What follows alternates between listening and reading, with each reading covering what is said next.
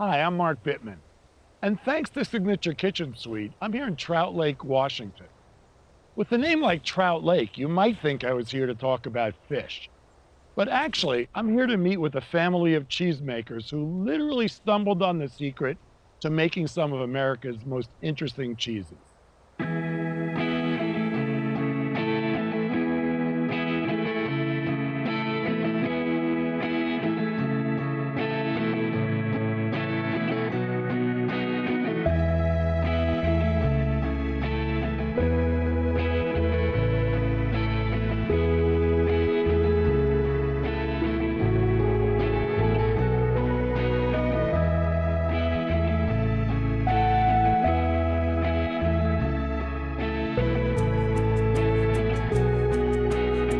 Cheese is a living thing, and in a way, that makes a cheesemaker a parent.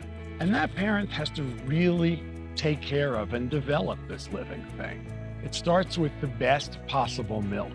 It continues with the best possible location, the correct technique, the right amount of time and aging, a brilliant palate. All of these things go into making cheese. We're gonna have a look at how that's done. Hi, Marci, John. Hi, Mark. So I'd like to know how you got here, this amazing place, and there's got to be a cool story behind that. Tell me the story. Way back when we were looking to move out of the city and be closer to nature and raise a family, immediately we thought of Trout Lake. And we thought, you know, we really just want to root here. It's really an ideal place to live and raise a family.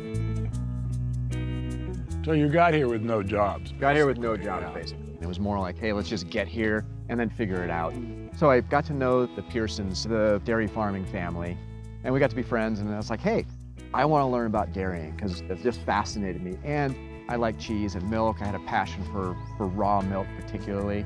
So as I was doing more and more and getting more involved, like, well, we got to pay you something. Well, give me milk.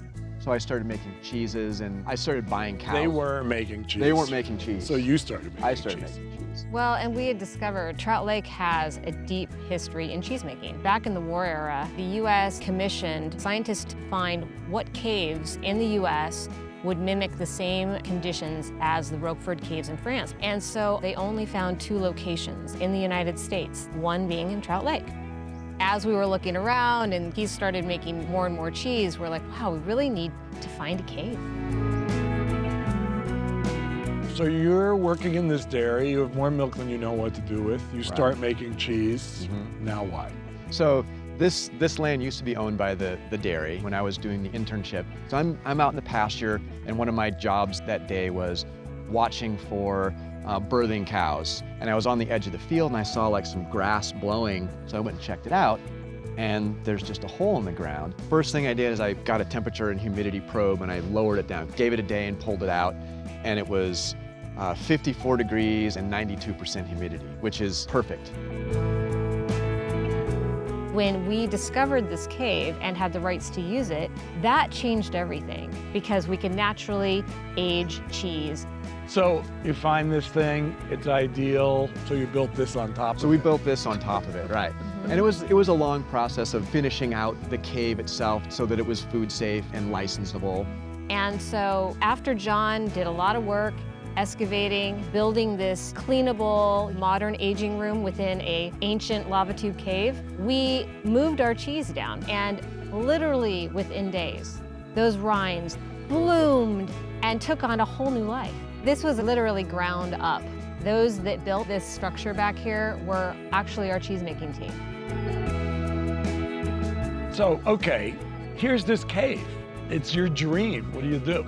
So I had a particular situation with the cave and the milk and the environment, and it was about what cheese can I coax out of that situation, not how can I make something else. It was about like, hey, let's play around with these different recipes and find out what wanted to naturally come out. Okay, so why raw milk? The milk starts out with its own biology. It's a living food. In a pasteurized product, you've killed off everything in the milk, and then you've added in exactly what you want. Maybe you have 3 organisms. A raw milk cheese can have up to like 100 different bacteria and organisms growing in it. Its complexity is the key to that. So when you make cheese from pasteurized milk, you're taking basically a sterilized product. Right. And adding in, oh, I'm going to make cheddar, so here's this, and that. Right. But you're not letting the milk sort of determine what the cheese Right, is the going to characteristics be. of the milk, the subtle flavors. Think of all the probiotics. There's a lot of probiotics in raw milk. There's also natural enzymes that aid digestion. I have some bad news for you guys. People take their cheese and they wrap it in plastic wrap. I'm sure you don't like that. No. Plastic is not ideal for cheese. It needs to maintain its moisture, but it also needs to breathe. You get cheese from the supermarket and it's wrapped in plastic. You need to get it out of that plastic. If you have wax paper, parchment paper, or even tin foil, it's better than plastic. So often you're confronted with cheese in a supermarket and you don't know what's going on. There's some obvious advantages to cheesemongers. Maybe you could talk about that a Absolutely. bit. I believe that if you have access to a specialty cheese shop, they will have true mongers there. And the mongers know cheese. They know the different styles of cheese. They know about who makes the cheese. They can tell you how to pair it. They can tell you how to serve it. When you get a cheese from a cheese shop, a monger will know just how to care for that cheese. And then serving, storing and serving, because you throw the cheese in the refrigerator, but what if you can give thought to storage? So it depends on what you want to do with it. In the low 30s, you've pretty much put it into complete stasis. There's no biology going on. In the mid 30s, the biology can keep going. You can keep aging a cheese. At the low 40s, you can actually develop a cheese. So it really depends on what you want to do with it. If you want to like, hey, I like it just the way it is, you're going to put it at the low 30s and stop it.